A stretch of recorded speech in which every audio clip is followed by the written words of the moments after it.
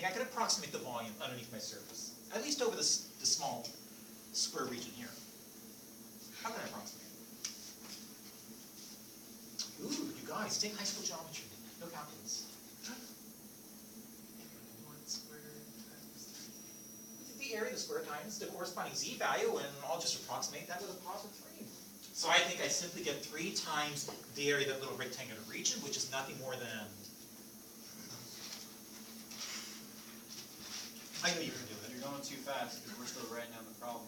Oh, I feel like I'm talking so slow. Yeah, you're just too far ahead of us.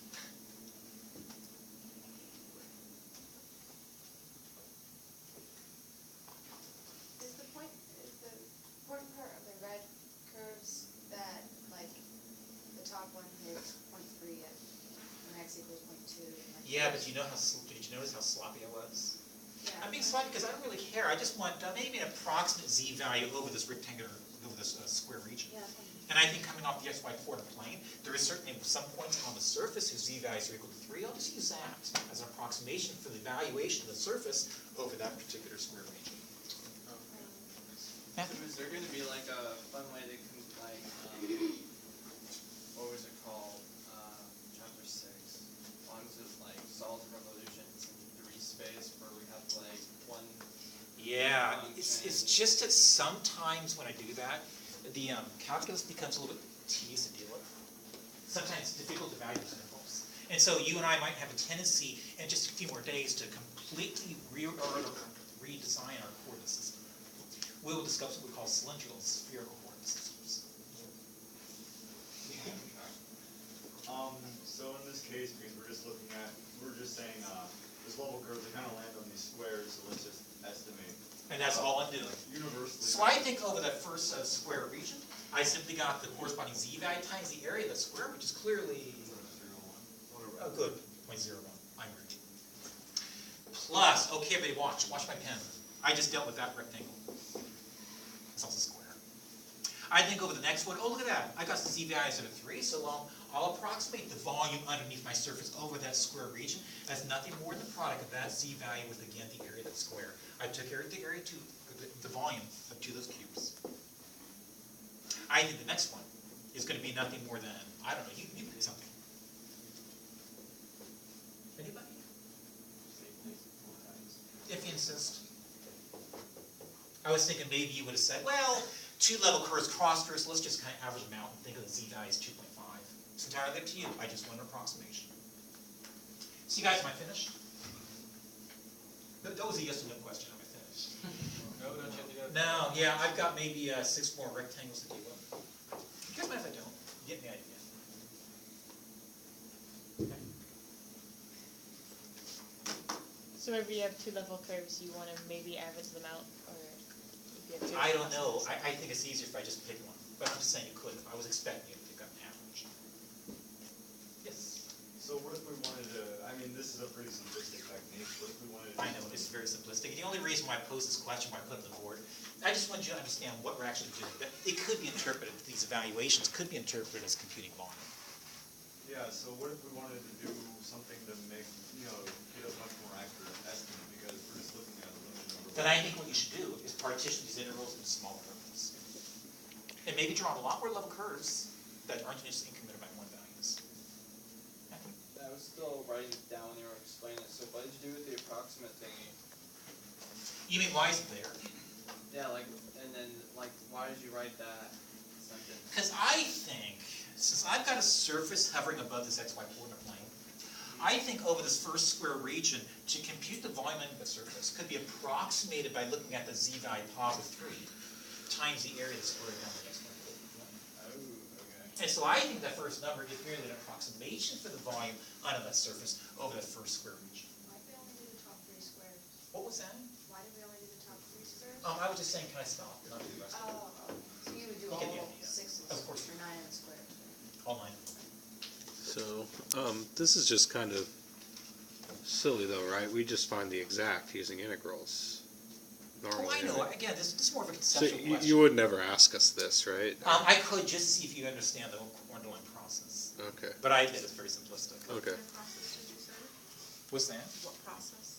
He's saying, would I really ever ask you a question of saying, approximating the But you said, evaluation? I wanna see if you understand the something process. The integration process, the multiple integration process. Because I'm evaluating double interval. So you did 3 times 1 over 100, which is 0.1, then you wrote that 0.01. 0.0. So, It's amazing, more advanced you get in mathematics, the worse you're gonna get with your arithmetic. so why did you write that like 3 times? Well, I was just simply computing these volumes separately. I think over this next square region, the z value could be interpreted as close to 3, or I approximated 3 for all the points in the Okay, but surface. the area, how does the area of like 0.1 times 0.3, 1 over 100? Wait. With the way I utilize my x and y axis, I just think every one of these chicks is 1/100th of a unit of volume. So I think the area of the square is its length times width, which is 1/100 times 1/100. Okay. Did I say 1/10. I meant 1/10 times 1/10. My apologies. So what was the area of the middle left square root? So middle left, you right here. Yeah. And how would you? I don't know, I probably would have said, consider the z value 2.5. It's halfway between those two numbers.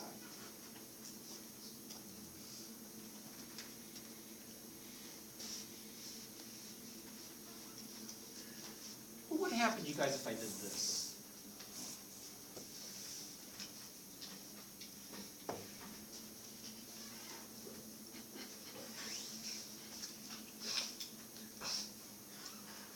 What if I considered an arbitrary region in the xy coordinate plane, call it R, and tried to evaluate a double interval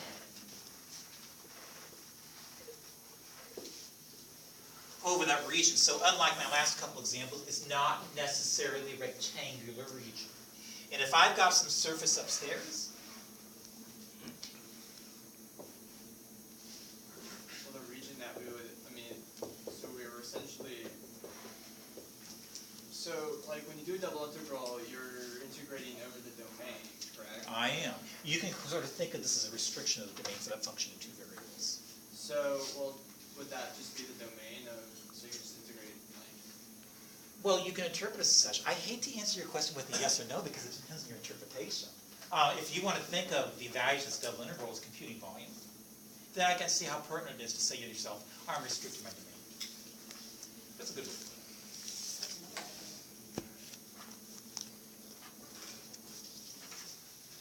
Heat flow, fluid flow. I will talk about other applications. I just haven't done that yet. I'm taking extremely small steps. I'm just taking the baby steps in evaluating double intervals right now. But you and I in the near future are going to be evaluating these double, maybe even triple intervals over actually not the xy coordinate plane, but surfaces in free space. And there too we'll talk about interpretations.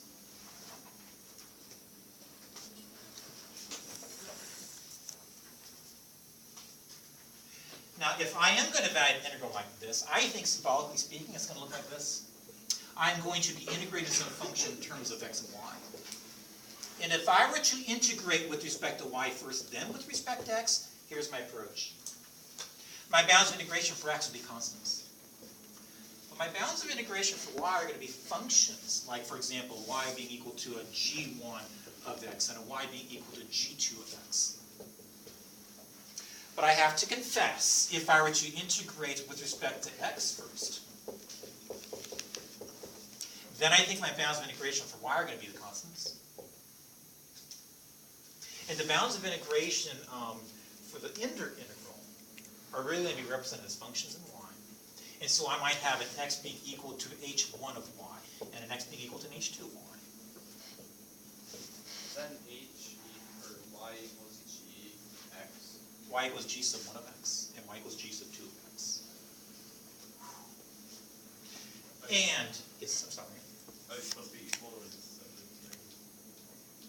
You know, they could be equal to each other as long as your function f on the inside is continuous. I agree, they'll value the same thing.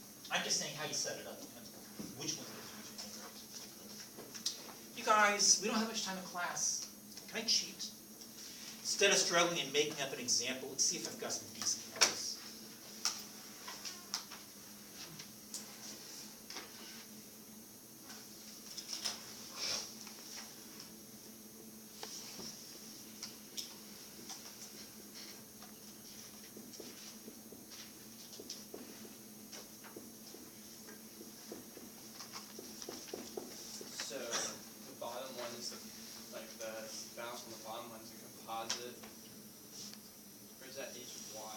Can you say it again? I'm sorry, I misunderstood the question. Is that h of g, or is it h of y? Oh, is it that bad?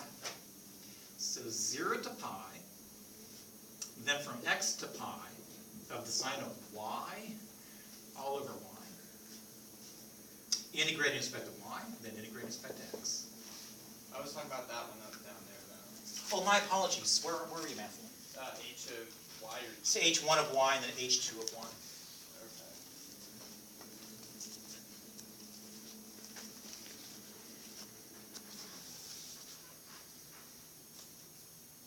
Shoot, I think I get this. I'm guessing we're assuming that the dy is associated with the x to pi.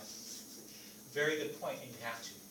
Because I think the inner bounds of integration correspond to the inner variable of integration, and it's really the outer bounds of integration that correspond to the outer variable integration. Why are you guys stumbling? I'm still writing all of them down. We're writing. So we have a two-dimensional function over there, like y is a function of x. Yeah, I think this is suggesting that you've got a two-dimensional function. But there's more than one y value for each x. What do you mean by that? Just looking at the graph, Yeah. it's a circle. It's like if I go halfway down the x-axis, I have a point close to it and a point far from it at the y. Oh, I do think the region I just drew on the board is a very complex region. I certainly would have a difficult time with that region. I just meant if a region is arbitrary, then I can think of the evaluation integral in this fashion. What was that? Just a flat surface, doesn't have x. I see. No, it just simply means that going in the next direction, you get the same values. It's still a surface in free space. As to the way to solve this, I Yes. think u is sine y and dv is 1 over y. Yeah. So you want to use integration of parts? Well, yeah, that's the only way I see to solve it. dy equals ln y. Or v equals ln y. Shoot, that's so much worse. Because my second integral is going to be involving natural log of y Well, times cosine. why don't you switch them around and make Switch what? your u equal to 1 over y and your dv equal to sine of y? Then you have to drag it. Because then it's going to give me an integral involving cosine y over y squared. Yeah, but it Looks doesn't even work. worse. Oh, okay. Well, isn't there a thing? You can give up. Oh, wait, never mind. Yeah, let's give up. I can't answer the question. I really can't. I think that function is non-integral in terms of y. However, if you guys allow me to draw a pretty picture of that region R, I can do it. Actually, here's the x-axis. Here's the y-axis. I'm looking for the region bounded by the graph's equations. Is that y being equal to pi and y being equal to x? And x is ranging from 0 to pi. I think we're dealing with this region right in here. Do you guys agree? Is that a region of free space? No, it's just a region 2 space. I'm just looking in the x, y coordinate. Is that line on x? So this is y equals x. And this is y equals pi. Oh, okay. Well, you guys, I agree with you. I can't evaluate this integral in terms of y, so let's change it. Let's dive in. I think this is equivalent to the integral involving the sine of y over y. If I integrate with respect to x first, then integrate with respect to y, I'll reverse the order of integration. It's just that if I reverse the order of integration, I'm integrating with respect to x first, so take a peek at my solid black bounded region. Let me draw a little arrow in here. And let's talk about the height function minus the low function. Now, I think in terms of x, this line is going to be described by this equation. And this line right here is going to be described by x being equal to 0. So I think my new bounds of integration with respect to x are going to go from 0 to pi.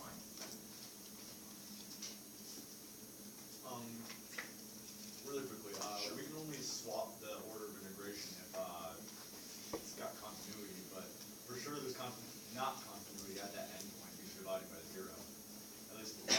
So I don't know if that matters that at the boundary versus the interior. You know what, when I made up the example, I didn't even notice that. So you're saying unbounded? Well, no, I'm just saying, well, yeah, I guess, because, you're dividing by zero at the very edge when you, integrate with respect to. Yeah, you've got a good point, that is an issue, but at least a limit exists. Yeah, Because I think the limit of this whole thing is y goes to zero is just, positive. So you guys, what about my bounds of integration for, I've lost it, for the variable y? What are they gonna be? Well, looking over here, I think the most extreme position for that red arrow pointing to the right is most extreme position the y-axis is going to be at. But its upper extreme is going to be pi. So am I not simply integrating from 0 to pi in the y direction? Oh shoot, you guys, is this going to work? Because I think that gives it the integral from 0 to pi of, I'm still stuck, aren't I? Because how do I anti-differentiate? How are you taking the integral of something that's in terms of y from the 0 to y? Good point. Yeah. Because I'm integrating with respect to x. Ah, okay. And that's the whole deal. So when you Okay. integrate with respect to x, it's just gonna be sine y times x. Is that just a constant Very then? nice. Then I'm treating this as a constant through the anti-differentiation process the first time around. Because I'm integrating with respect to x. And so I think it's simply going to generate for me. Actually, is that just simply the sine of y?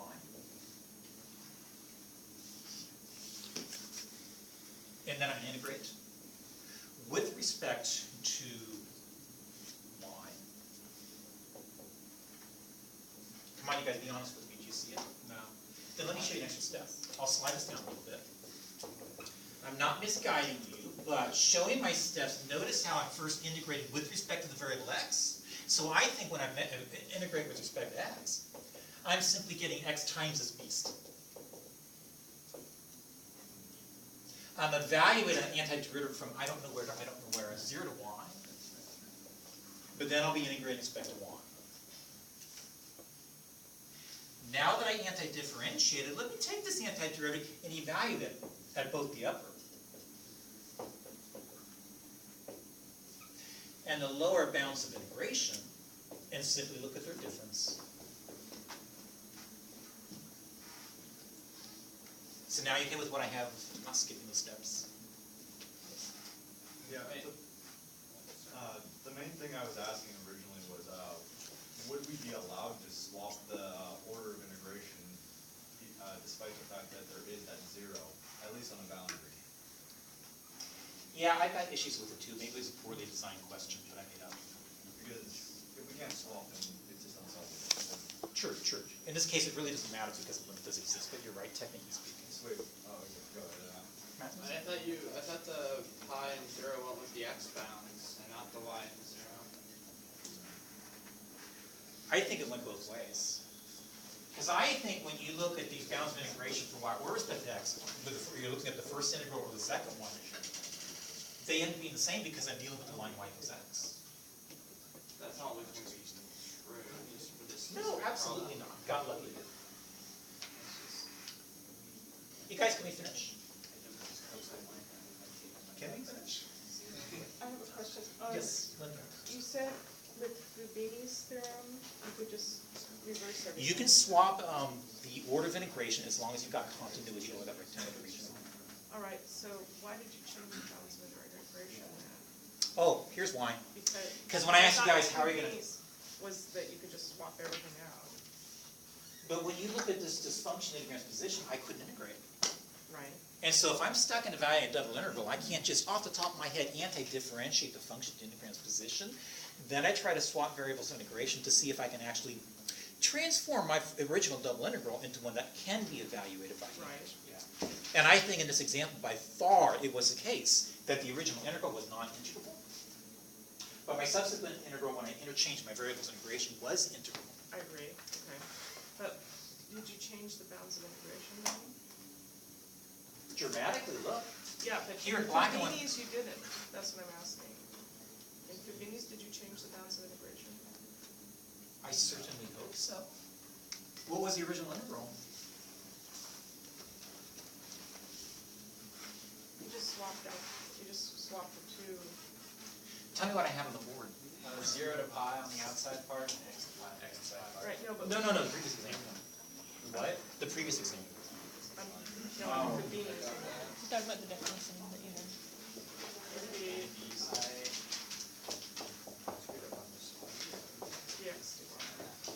or either one.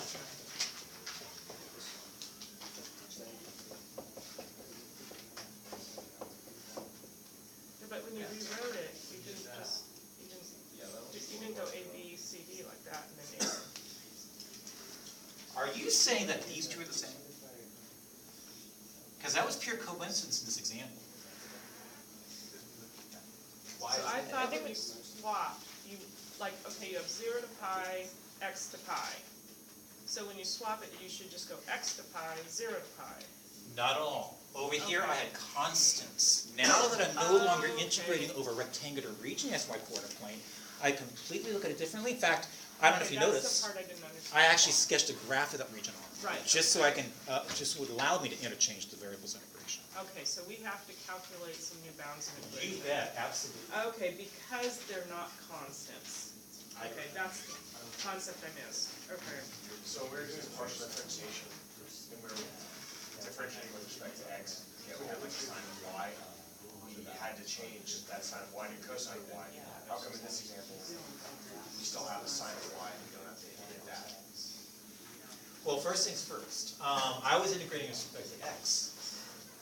And so I treated everything inside my fingertip as merely a curve. So even if, but we were differentiating with respect to x before, we still have to change that sine of y to a cosine of y when we're differentiating. I disagree. If I told you that I got a function f, x and y, like this, I think the partial differential with respect to x. Okay, that's not what we had. I was confused when that example came up on, when we were doing it, I was confused as to why we got a cosine of y. So, okay, so it was just. You guys, can we finish? Yep. Yeah, so can we finish? 2. True. Yeah, I agree. So the cosine of y, you guys can hear it here. 2.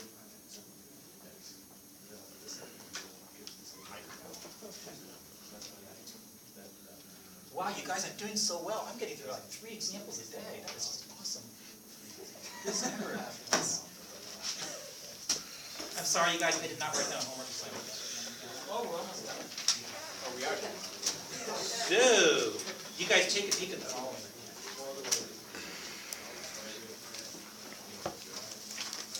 When you dive into the homework at section 13.1, I just want to warn you, you're going to fall asleep. Yeah, for sure.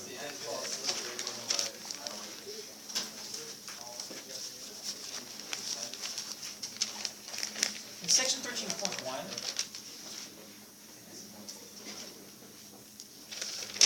topic 7 through 23 odd. Number 7 to 320. 7 through 23 odd. 31.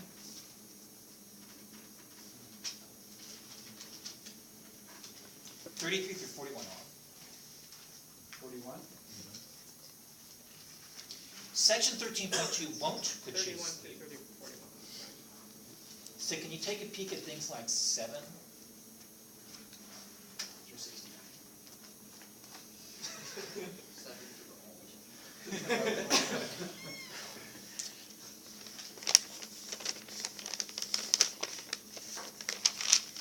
Yeah, 69 looks good. Yes. 7 through 69 off. You guys, you understand fully, don't you? This is an adult learning environment, so you might take a look at these and say, geez, they're way too easy, I'm not doing them. Or you might be going home saying, this is so darn difficult, you need to go and do the